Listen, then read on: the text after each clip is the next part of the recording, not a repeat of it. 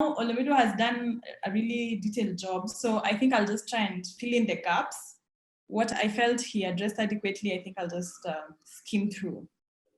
The perspective I'll give here is the Kenyan perspective, which I think is, you'll see some similarities in a lot of the African countries, and then there's some places you see stark differences, especially if your constitution takes to the South African direction. You'll see the approach is a bit different because of how the rights are framed in our constitution. We do have Article 31 on privacy, which is quite specific, and Article 24, which details how you should limit human rights.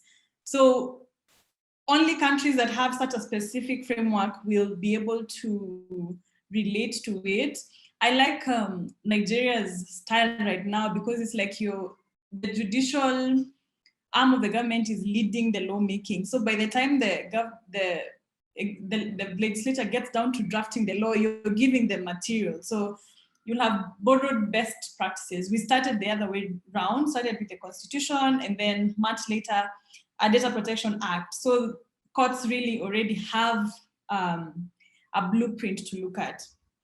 Now, if you're litigating on privacy, and let me say this is not just on privacy, this has to be your motto. To win, you have to believe it will happen. The reason I say this, and this is a quote I've borrowed from the great Megan Rapinoe in her book, One Life.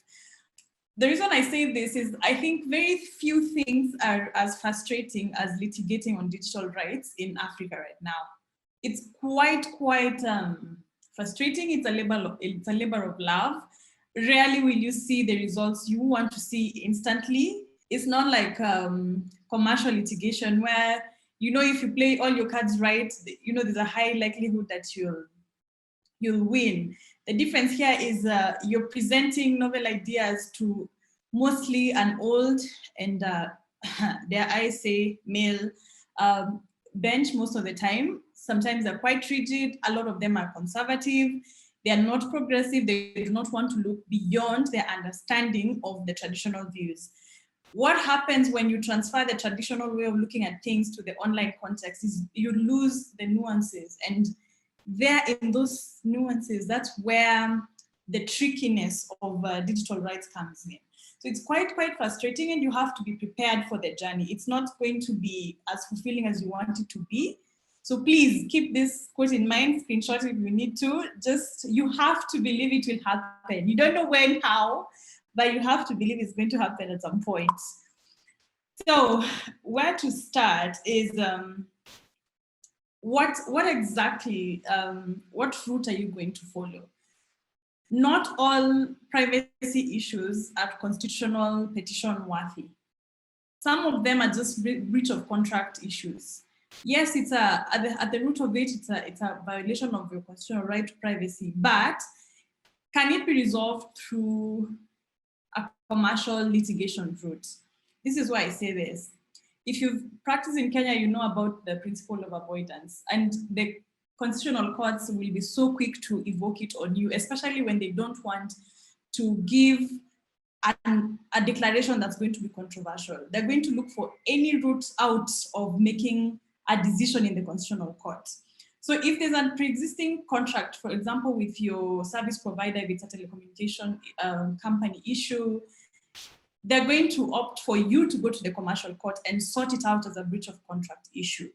So examine your case first. It's always exciting to take cases to the constitutional court because you get these bold pronunciations.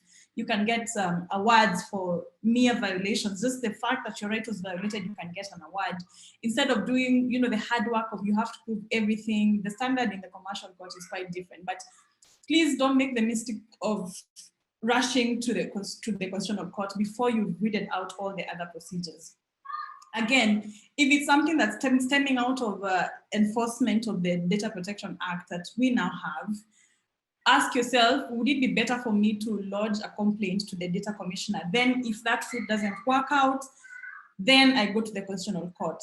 Why? Because they'll also look at whether you have exhausted all other effective remedies availed to you. If not, it's likely that you will be sent back to follow the procedure, which will have wasted time. Again, the violation might be continuing and you not have even given anything to your clients. Now, if you do opt for the constitutional route, don't assume that it's a cut and dry case. Article 31 is very, very broad. And the question to ask really is, what part of Article 31 am I trying to enforce? Because Article 31A is on search. Even in an online context, we are able to invoke 31A because of how now we have investigations into communication, investigations into records, into digital records. So that also applies in a digital context. Don't just think about police, busting through the door in your house and coming to, search your house. That's not the only context you can think about this. Then how about seize? 31B is about seizing of property. 31C is about personal information and personality rights. So probably a lot of the cases you're going to end up taking to court are going to fall under 31C. And then 31D is going to be about privacy of communication. Why is it important to identify what track you're trying to enforce? Is because very different aspects are needed for each of these tracks. If you're looking at C, there's what you need to prove to the court. If you're looking at D, there's what you need to show to the court. It's quite different. So be very clear on what you're trying to enforce. So the how. You're asking all these questions. I've told you about the bench you're likely to meet is not going to be a receptive bench. They're not going to understand half of the things you say. I have been in courts where the judge says, talk very slowly so that I record everything you say so that I can go and read it and understand it later. You already know you've lost that bench, They're not at the same level as you are, because even if you're trying to improve your capacity on a daily basis, now they have, a vast experience in the offline context. They may not have had an opportunity to build a capacity to where you are. So you need to educate the bench as you go. So the first thing you do is make sure you provide a glossary of even basic things that might be obvious to you, break them down to the court. Do a glossary, make it one of the documents in your bundle, and then narrow it down, specifically plead whatever you're trying to say to the court. It cannot be by the actions of Mercy Mutemi on this date, I suffered loss. No, it has to be, what time was it? What did she do? To who, how, where, when. You have to give all those details. And then we'll shortly look at the test in Article 24. So you have to break down your part of the test, because if you're a petitioner, you have your part of the test to plead in Article 24, and then the respondents have their part to come and show the court the justification for if it's violating your right, why they violated your right, and why they think it was a lawful violation. And then think about, will you need a friend of the court in this case? If it's something complex, you want to reach out to highly specialized organizations that have done a lot of writing in this field, that have appeared in other courts. You want to encourage them to come and apply to defense of the court in your case. But here's the trick. It's not automatic that on applying, you're going to be admitted as a friend of the court. So follow the rules of whatever court if it's a high court, if it's a court of appeal, or in the Supreme Court, follow the rules. What are the rules on admitting of a friend of the court, so that you can plead those issues? You can even help them draft their pleadings. And then in the interim, is it a continuing violation? Do you need interim relief, or do you just go for the final reliefs? Again, if you're going for the final relief, what exactly are you after? And is it something that can be enforced? You can get useless orders. You can get orders, very rosy orders, but they'll never be enforced. So what exactly are you looking to get from the court? So here's the Article 24 test. The good thing is it's a universal test at this point. Whether you're practicing in Kenya or outside Kenya, the good thing is for us, it has been coded in Article 24 of the Constitution, but even if you are not in Kenya, you'll always have to follow this test. So the violation or the restriction or the limitation, it has to be a legal limitation, which means it has to have been prescribed by law. So you're looking to show the court that it was not prescribed by law. So in following that route, you can show that the law that, for example, if it's a law that allows them to limit your right, it was not a law that is clear, it's an ambiguous law. It's not a law that that was enacted in the right, using the right process. So you can attack the law itself. If there's no law, good for you. If there's a law, you can attack the law. You can say, fine, they violated my rights in keeping up with, for example, the Communication Authority's guidelines on reselling SIM cards after 6 months of inactivity or something like that, violates my right to privacy. Yes, it's their guidelines. Yes, they have been issued by a government body, but they lack the principle of legality. You show why they failed that test of legality. Number two, is it a necessary limitation?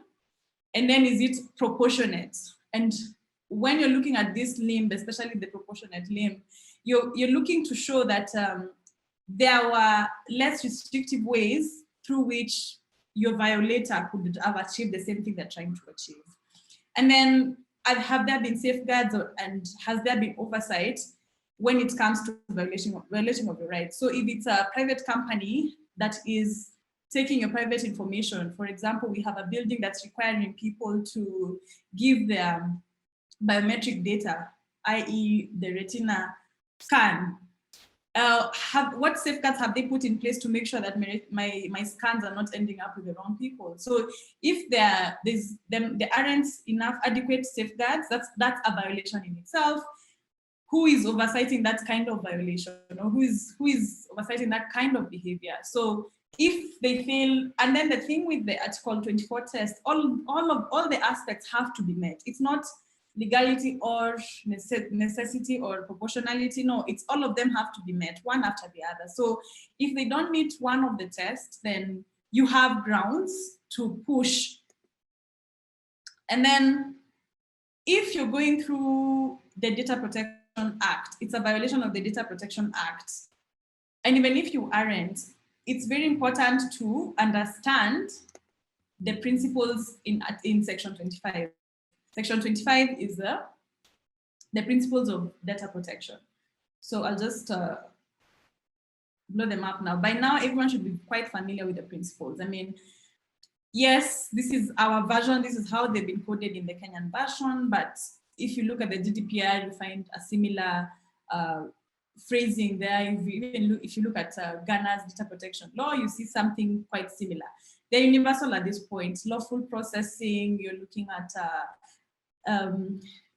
data minimization, you're looking at specificity of purpose, not to transfer data to jurisdictions that do not have adequate data protection safeguards, consent issues. So they're quite similar, but you want to look at how you can plead the violation of Section 25 principles in your case. Doesn't matter whether you followed the Data Protection Act procedure or not. If you're in court, one of the things you can do, because this gives life to Article 31C, one of the things you can do is to show that in one way or another, the respondents have violated the principles of data protection. Then that really builds into your case. Okay, then this is the tricky part. So I like what Olumide was saying about harm, there being a case in their jurisdiction recently that harm doesn't have to be pecuniary. So I want to encourage you to be creative when you're thinking about harm. But yes, number one, it doesn't have to be pecuniary. It could be just the mental anguish that your data was leaked, or that somebody asked you for information on your, let's say, HIV status. That is already emotional abuse. That is mental anguish. Think about harm in its wholesome sense, not just in losing money or losing business. So step away from the valuation of harm in a pecuniary sense and think of it broadly. It could be time. You spend time relating with, the respondent, telling them to pull down information on yourself. I mean, that in itself, that's a value. Your time is a value. It could be you having to leave certain platforms because your data was leaked in those platforms.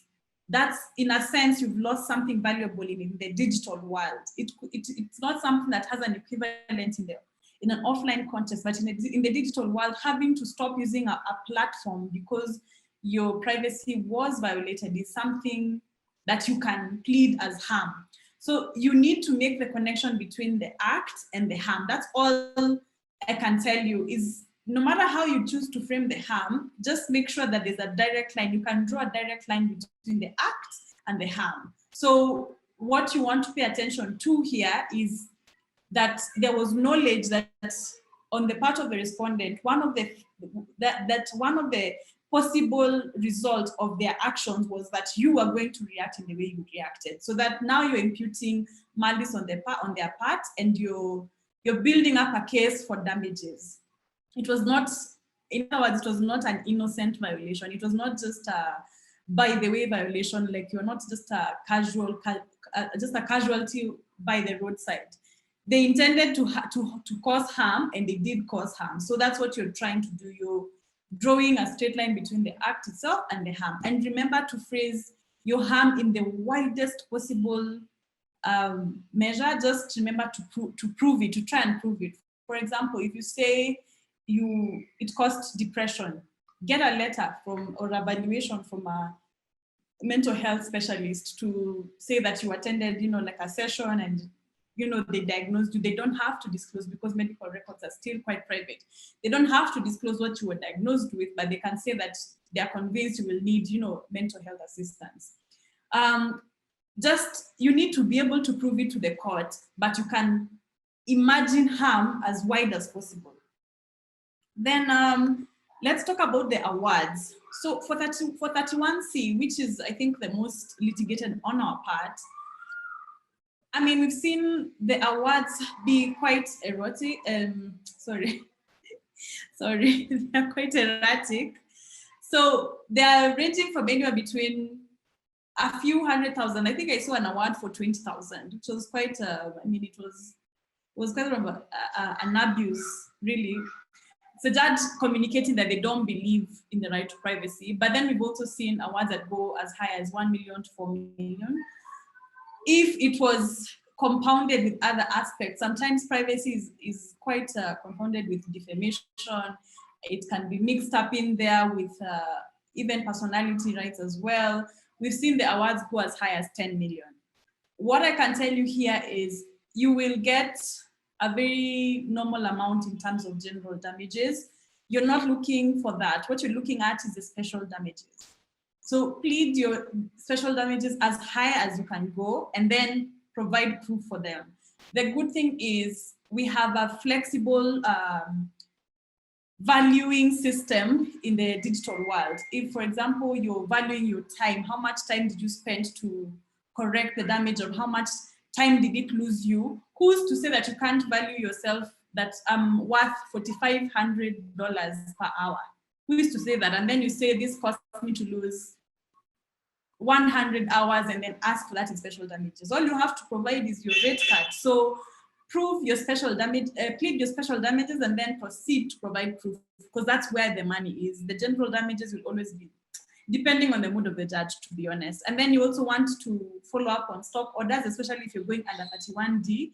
That's if it's privacy of information or of communication that you're challenging. If someone is tapping you or tapping your phone or sharing your phone records, this is likely going to be a hot area for litigation following the Computer Misuse and Cybercrimes Act, which allows now the telecommunications companies to give access to the government to even mirror their system for as long as 60 days to be able to listen in on phone records.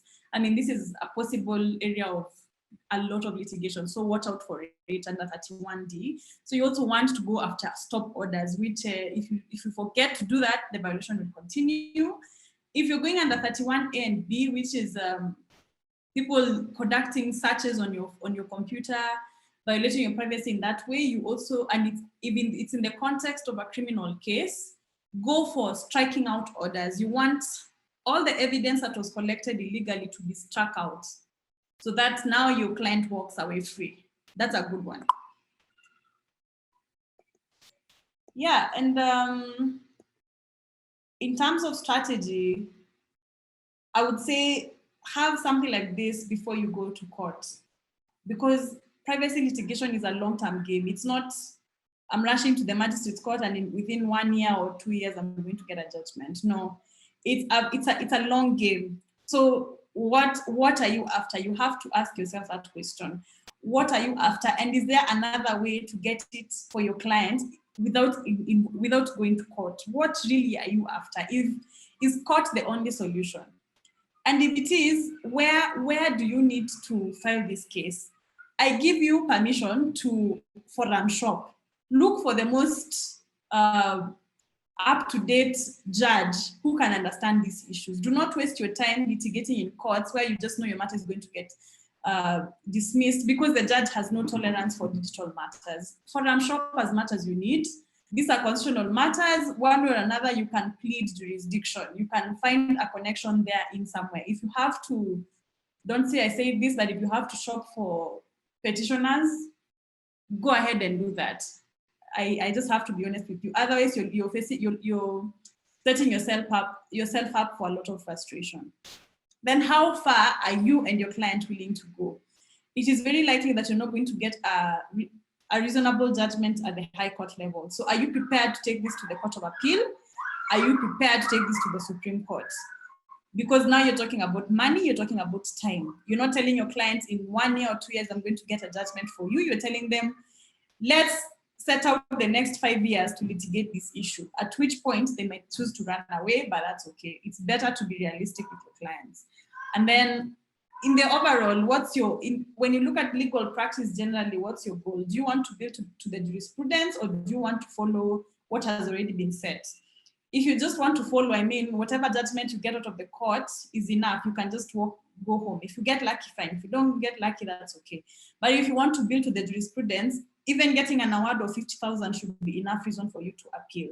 What I'm trying to tell you is appeal might be in your future. If you're considering litigating on privacy, an appeal is sort of like a given in your plan as you plan for things. Anyway, so that is the end of my presentation.